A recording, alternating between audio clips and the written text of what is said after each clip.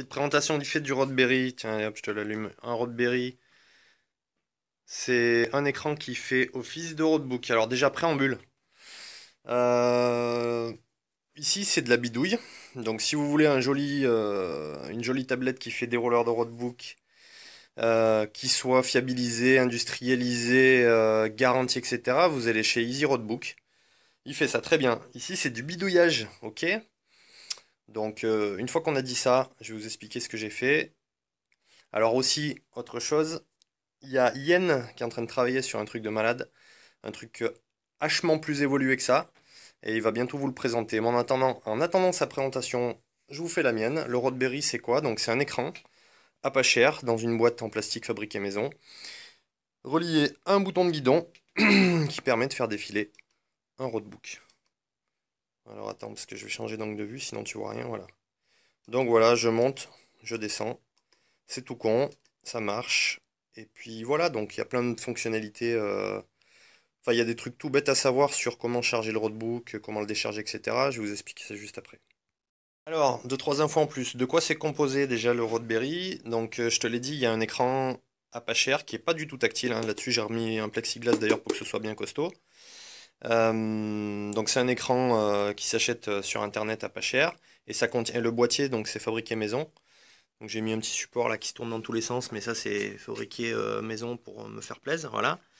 Et sinon, ça contient un Raspberry. Alors, d'où le nom, hein, parce que, évidemment, voilà, Roadbook, Raspberry. Roadbook plus Raspberry égale Raspberry. Voilà. Et c'est alimenté directement sur le 12 volts de la moto et relié à ce bouton. Donc, il n'y a que deux câbles qui sortent. Tu vois, il y a un câble qui va au bouton et un câble qui va à la lime. Et il y a un bouton marche arrêt. Voilà, c'est à peu près tout. Donc, comment on le règle, comment on s'en sert, etc. Donc, par défaut, il démarre sur sur le Roadbook que tu as choisi.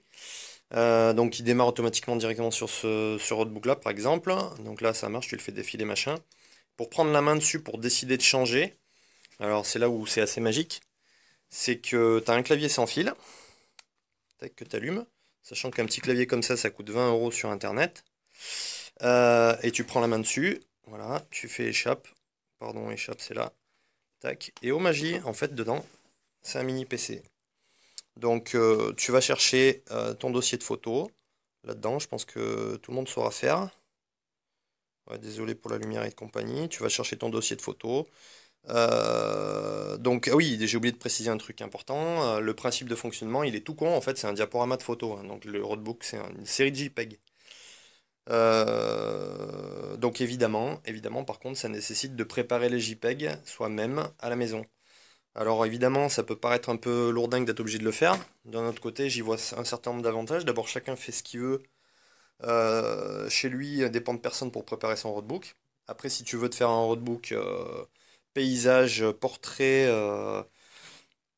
une case, quatre cases, cinq cases, tu fais ce que tu veux. Si tu veux le retoucher, tu peux le retoucher.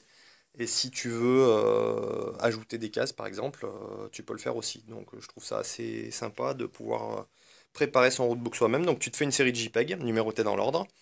Tu les envoies dans le Raspberry qui est Wi-Fi. Donc à partir du moment où il est à portée d'un Wi-Fi, tu peux lui envoyer un mail dessus, recevoir ton mail, récupérer tes photos. Et voilà, et tu as ton roadbook qui est prêt, quoi. Je trouve ça quand même assez sympa.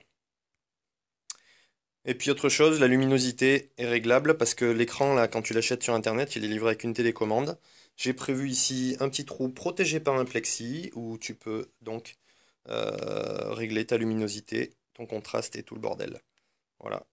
Donc évidemment, l'intérêt du truc, c'est que tu règles ton contraste comme tu veux. Et puis ta télécommande. Je vais arriver à sortir du menu, oui. Et puis ta télécommande, et ben tu la laisses au paddock avec ton clavier. Et puis tu pars rouler. C'est pas bon ça? Reste à vous montrer ce qu'il y a dedans.